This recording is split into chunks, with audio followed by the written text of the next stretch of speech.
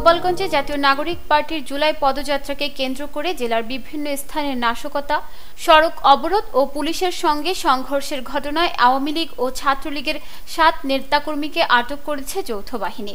এ নিয়ে গতকাল থেকে এখন পর্যন্ত মোট আটকের সংখ্যা 20 জনে দাঁড়িয়েছে। বুধবার দুপুর থেকে আজ বৃহস্পতিবার দুপুর পর্যন্ত তাদের আটক করা হয়েছে বলে জানিয়েছেন পুলিশ। তাৎক্ষণিকভাবে আটককৃতদের নাম পরিচয় প্রকাশ করেনি পুলিশ। গোপালগঞ্জ জেলা পুলিশের অতিরিক্ত police super doctor Ruhul Amin সরকার বিষয়টি নিশ্চিত করেছেন। তিনি বলেন, গতকাল থেকে আজ পর্যন্ত সেনাবাহিনী আটক করেছে 15 জন, পুলিশ আটক করেছে 5 জন। এ নিয়ে মোট 20 জন আটক আছে। সবাইকে অভিযান চালিয়ে আটক করা হয়েছে। তাদের বিরুদ্ধে আইনানুগ প্রক্রিয়া চলমান।